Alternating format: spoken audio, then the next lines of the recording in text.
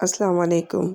آج میں جس موضوع پہ بات کرنے لگی ہوں اس سے کہیں نہ کہیں ہم سبھی لوگ متاثر ہیں۔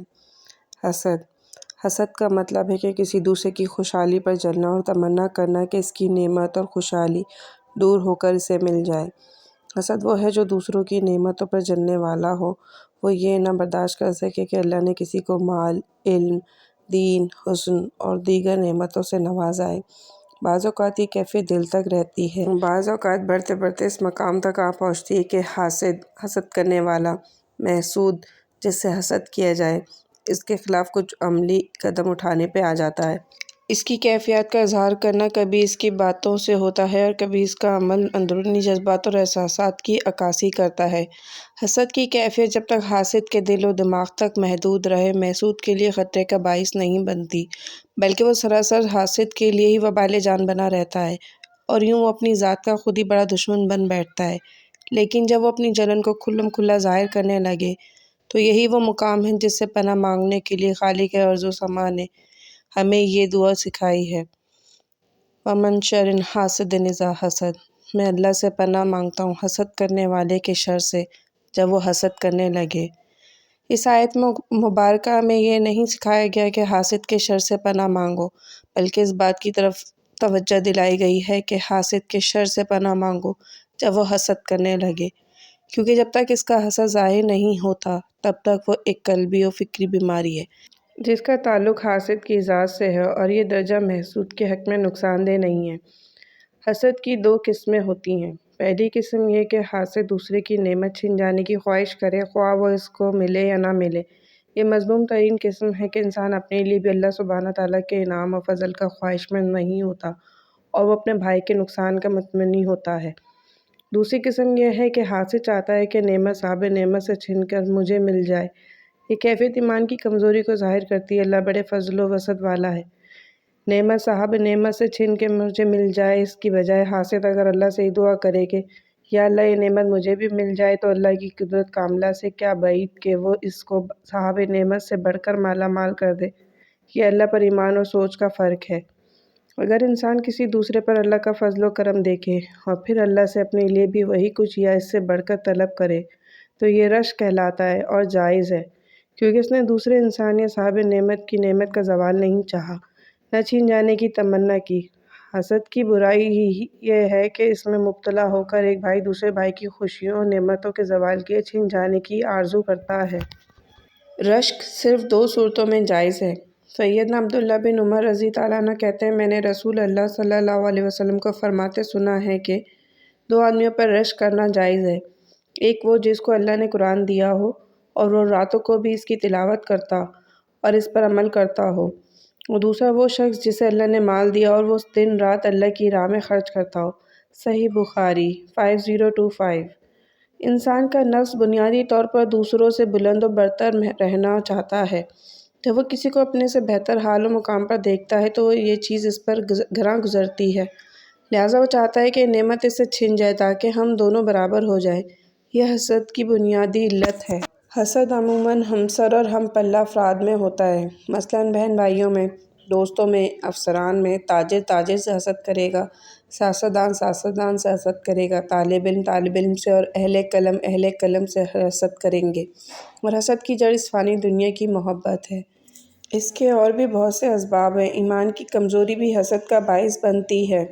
حاسد اللہ کی تقسیم پر راضی نہیں ہوتا، وہ سمجھتا ہے کہ نعمت جو دوسروں کو عطا کی گئی ہے اس کا اصل حقدار میں ہوں۔ وہ اپنے قول و عمل سے اظہار کرتا ہے کہ اللہ نے کیسی ناانصافی کی ہے اور اپنے فضل و کرم کے لیے غلط انسان کا انتخاب کیا ہے۔ یہ تصورات اور خیالات اس کے ایمان کو متزلزل کر دیتے ہیں اور اس کے اللہ کے ساتھ تعلق کو کمزور کر دیتے ہیں۔ اسی سوچ کی وجہ سے ابلیس ملعون و مردود قرار پایا۔ ایسا کردار و مزاج رکھنا در حقیقت ابلیس کے نقش قدم پر چلنا ہے، جس کا انجام نامرادی کے سوا کچھ بھی نہیں، کیونکہ حاسد کا حسد اللہ کے فیصلے کو نہیں بدل سکتا۔ ہر انسان کچھ خوبیوں اور کچھ خامیوں کا مجموعہ ہے۔ اپنے کردار و مزاج کی خامیوں کو سمجھتے ہوئے ان کی اصلاح کی کوشش کرنا مثبت و تعمیری سرگرمی ہے، لیکن اگر اپنی خامیوں کی اصلاح کی بجائے دوسروں کی صلاحیت اور خوبیوں پر انسان جلنا کڑنا شروع کر دے تو یہ حسد کا پیش خیمہ بن جاتا ہے۔ ایسا انسان احساس کمتری میں مبتلا ہو جاتا ہے اور اپنی اور دوسروں کی زندگی اجیرن کر لیتا ہے۔ اپنی صلاحیت اور خوبیوں پر اس کی نظر نہیں جاتی۔ وہ ہر وقت دوسروں پر نظر رکھتا ہے، اللہ سے شکوہ کرنا رہتا ہے اور حاسد بن جاتا ہے۔ دل کی تنگی بھی اسباب حسد میں سے ہے۔ بعض اوقات نہ تو انسان میں تکبر ہوتا ہے اور نہ وہ احساس کمتری میں مبتلا ہوتا ہے، لیکن جب اس کے سامنے کسی پر اللہ کے انعام یا احسان کا تذکرہ کیا جائے تو اسے بات بری معلوم ہوتی ہے، اور جب کسی شخص کی بدحالی یا مصیبت کا تذکرہ کیا جائے تو اسے خوشی محسوس ہوتی ہے۔ لوگوں کی بدحالی اسے بھلی لگتی ہے اور خوشحالی اسے غمگین کر دیتی ہے، اور وہ بندوں پر اللہ کی نعمتوں کو بخل کرتا ہے، حالانکہ اس کی کوئی وجہ نہیں ہوتی اور اس کے موجود نعمتوں میں کچھ کمی بھی نہیں ہو رہی ہوتی۔ تو یہ نفس کی خباثت اور شر انگیزیاں ہیں جو انسان کو اس برے کردار اور عمل کی طرف لے جاتی ہیں، اور نفس کا پہل یہی کام ہوتا ہے کہ وہ انسان کو برائی پر اکساتا ہے۔ بغض اور عداوت بھی حسد کی وجہ بن جاتے ہیں۔ انسان کسی کے خلاف دل میں غصہ یا دشمنی پال لے اور اس کو ختم کرنے پر آمادہ نہ ہو تو وہ کینہ بن جاتا ہے، اس سے انتقام کا جذبہ جنم لیتا ہے۔ اور حسد انسان کو اپنے دشمن کا نقصان اور مصیبت اچھی لگتی ہے، اور دشمن کو ملنے والی نعمت یا بھلائی اسے بری لگتی ہے، اور وہ اس کے ختم ہو جانے کی آرزو کرتا ہے، اور یہی تو حسد ہے۔ گویا عداوت، کینہ اور حسد لازم و ملزوم ہیں، اور جس نے حسد کی بیماری کا علاج کیا ہے اسے عداوت اور بغض کا علاج بھی کرنا ہوگا، کیونکہ اگر اسباب باقی رہے تو بیماری کبھی بھی پلٹ کر حملہ آور ہو سکتی ہے۔ حسد کو جڑ سے اکھاڑنے کے لیے اسباب کا خاتمہ ضروری ہے۔ حسد ایک ایسی برائی ہے جو آغاز کائنات سے چلی آ رہی ہے۔ تاریخی مطالعے سے ہمیں حسد کی کچھ مثالیں ملتی ہیں جن کا ذکر قرآن مجید میں اللہ سبحانہ تعالیٰ نے کیا ہے۔ آسمان میں سب سے پہلا گناہ جو سرزد ہوا وہ حسد تھا، جو ابلیس نے سیدنا آدم علیہ السلام سے محسوس کیا تھا۔ جب اللہ تعالیٰ نے فرشتوں سمیت ابلیس کو آدم علیہ السلام کو سجدہ کرنے کا حکم دیا تو اس نے اللہ سبحانہ تعالیٰ سے کہا۔ قرآن کے الفاظ یہ ہیں، سورہ صاد کی آیت نمبر 87۔ ترجمہ: کہا میں اس سے بہتر ہوں، تو نے مجھے آگ سے پیدا کیا ہے اور اس کو مٹی سے تخلیق کیا ہے۔ مطلب اس نے سوچا کہ جو مقام سیدنا آدم علیہ السلام کو عطا کیا گیا ہے وہ اصل میں تو میرا حق تھا۔ میں اعلیٰ عنصر یعنی آگ سے تخلیق کیا گیا ہوں، اور آدم علیہ السلام کو ادنیٰ عنصر یعنی مٹی سے بنایا گیا ہے، تو تخلیق اعتبار سے اور عبادت اور ریاضت کے لحاظ سے میں اس مرتبے کا حقدار تھا جس پر آدم علیہ السلام کو فائز کیا گیا ہے۔ زمین پر بھی سب سے پہلا گناہ حسد کی وجہ سے ہوا، جس کے نتیجے میں قابیل نے اپنے سگے بھائی حابیل کو قتل کر دیا۔ گویا پہلا قتل حسد کا نتیجہ تھا۔ قابیل کو یہ حسد محسوس ہوا کہ حابیل کا درجہ اور قبولیت بارگاہ الہی میں بڑھ گیا ہے، حالانکہ حابیل نے اس کی وجہ بیان کر دی تھی کہ اللہ پرہیزگاروں سے قبول کرتا ہے۔ سورہ مائدہ کی آیت نمبر 28۔ اور ان کو آدم کے بیٹوں کا قصہ ٹھیک ٹھیک پڑھ کر سنائیے۔ جب دونوں نے قربانی پیش کی تو ان دونوں میں سے ایک کی قبول ہوئی اور دوسرے کی قبول نہیں ہوئی۔ اس قابیل نے کہا کہ میں ضرور تمہیں قتل کر دوں گا۔ اس حابیل نے کہا کہ اللہ پرہیزگاروں سے قبول کرتا ہے۔ تاریخ سے حسد کی ایک اور بڑی مثال برادران یوسف کی ملتی ہے۔ حضرت یوسف علیہ السلام اپنی بہترین عادات، اعلیٰ کردار اور معصوم و بے مثال حسن کی وجہ سے اپنے والد حضرت یعقوب علیہ السلام کی آنکھ کا تارا تھے۔ بھائیوں کو اپنے والد کے یوسف علیہ السلام سے بے پناہ محبت ناگوار گزرتی تھی، اور انہوں نے یوسف علیہ السلام کے قتل کا ارادہ کیا، جو بعد میں بڑے بھائی کے مشورے پر بدل دیا، اور انہوں نے یوسف علیہ السلام کو کنویں میں پھینکنے پر اکتفا کیا۔ سورہ یوسف میں اللہ تعالیٰ بیان فرماتے ہیں، سورہ یوسف کی آیت نمبر 9۔ ترجمہ: مار ڈالو یوسف کو یا کہیں پھینک آؤ تاکہ تمہارے باپ کی توجہ تمہاری طرف ہو، یوسف کے بعد تم لوگ اچھے رہو گے۔ مگر اس کے سب کے باوجود نہ تو وہ والد کی آنکھ کا تارا بن سکے اور نہ یوسف علیہ السلام کے مقام کو پہنچ سکے، ان کا کچھ نہ بگاڑ سکے، بلکہ اللہ نے انہی اسباب سے یوسف علیہ السلام کو پیغمبری اور بادشاہی سے سرفراز کیا۔ یہود و نصارہ اہل اسلام نبی معظم اور قرآن سے دلی طور پر بغض اور حسد رکھتے ہیں، اور ان کا یہ خبث باطن اللہ تعالیٰ نے قرآن میں کئی جگہ بیان فرمایا ہے۔ علماء یہود منتظر تھے کہ آخری نبی ہم میں یعنی بنی اسحاق میں مبعوث ہوگا، مگر جب اللہ نے اپنی حکمت بالغہ کے تحت آخری نبی بنی اسماعیل میں مبعوث فرمایا تو یہود بنی اسماعیل کی برتری برداشت نہ کر سکے۔ وہ اپنی سرداری اور برتری کے زوم میں مبتلا تھے، لہٰذا نبی مرسل صلی اللہ علیہ وسلم پر ایمان لانے کے بجائے حسد کرنے لگے۔ قرآن اس کیفیت کو یوں بیان کرتا ہے، سورہ آل عمران کی 119ویں آیت۔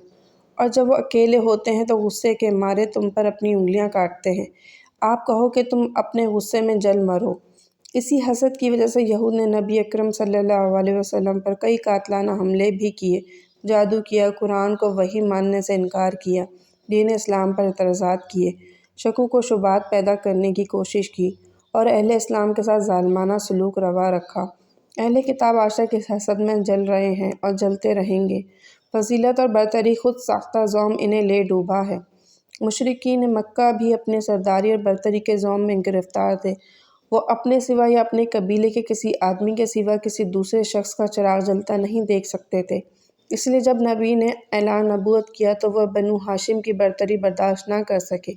ابو جہل رسول اللہ صلی اللہ علیہ وسلم کی مخالفت کی وجہ سے خود بیان کرتا ہے کہ ہمارا اور بنی عبد مناف کا باہم مقابلہ تھا، انہوں نے کھانے کھلائے تو ہم نے بھی کھلائے، انہوں نے لوگوں کو سواریاں دی تو ہم نے بھی دی، انہوں نے عطیے دیے تو ہم نے بھی دیے، یہاں تک کہ وہ اور ہم جب عزت و شرف میں برابر کی ٹکر ہو گئے تو اب وہ کہتے ہیں کہ ہم میں ایک نبی ہے جس پر آسمان سے وحی آتی ہے، بھلا اس میدان میں ہم کیسے ان کا مقابلہ کر سکتے ہیں؟ خدا کی قسم ہم ہرگز نہ ان کو مانیں گے اور نہ اس کی تصدیق کریں گے۔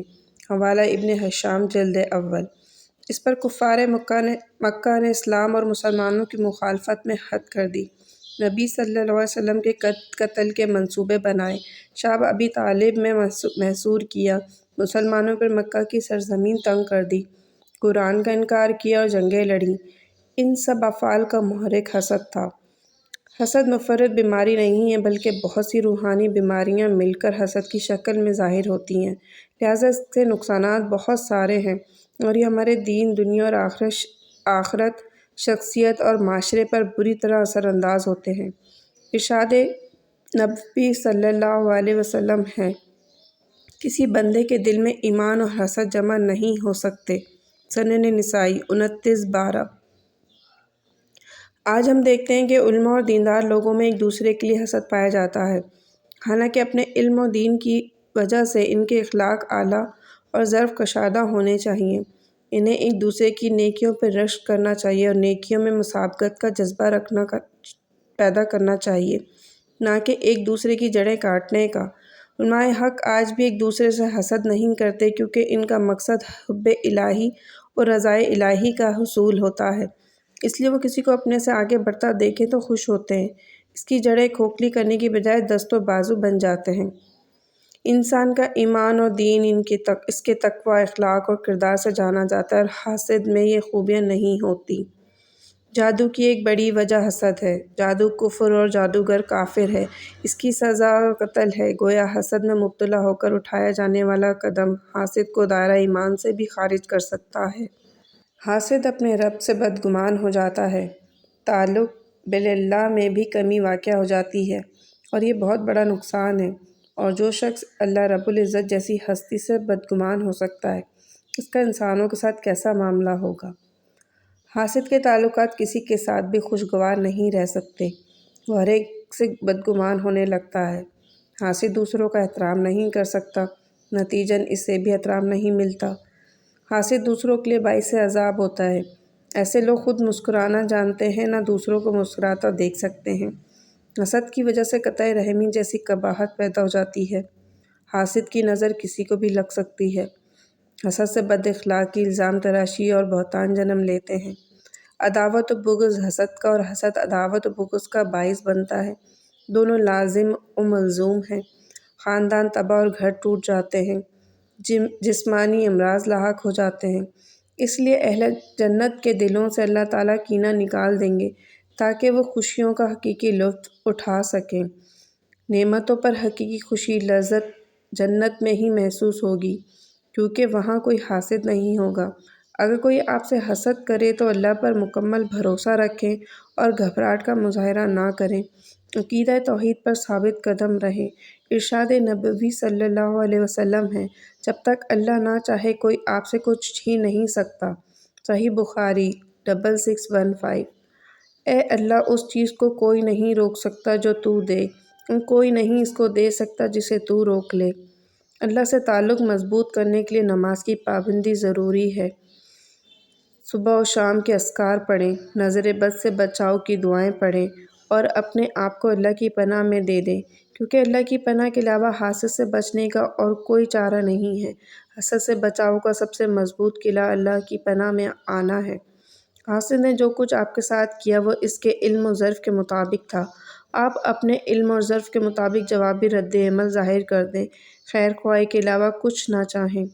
حسد کی وجہ تلاش کرنے کی کوشش کریں، پھر حکمت کے ساتھ حاسد کا سامنا کریں۔ حاسد سے کم کم ملیں۔ حاسد کی ہدایت کے لیے دعائے خیر کریں۔ خوف خدا اور تقویٰ کی روش پر قائم رہیں۔ جب کبھی موقع ملے تو حاسد کے ساتھ احسان یا بھلائی کا معاملہ کریں، قطع نظر اس کے کہ اس سے حاسد کے حسد میں کمی ہو رہی ہے یا نہیں۔ کچھ معاملات میں رازداری سے کام لیں۔ کام کرنے سے پہلے اس کا ڈھنڈورا پیٹنا نہ شروع کر دیں۔ جس طرح حسد کا علاج ضروری ہے، اسی طرح خود حسد کرنے سے بچانا بھی از حد ضروری ہے۔ اگر کوئی آپ سے حسد کرتا ہے تو اس کو روکنا آپ کے اختیار میں نہیں ہے، مگر اپنے نفس کو حسد میں مبتلا ہونے سے روکنا اختیار میں ہوتا ہے۔ اللہ پاک ہم سب کو اس کبھی بیماری سے محفوظ رکھے، آمین۔ اپنی دعاؤں میں یاد رکھیں۔ ویڈیو پسند آئی اور کنٹینٹ اچھا لگا ہو تو لائک، شیئر اور کامنٹ کریں۔ شکریہ۔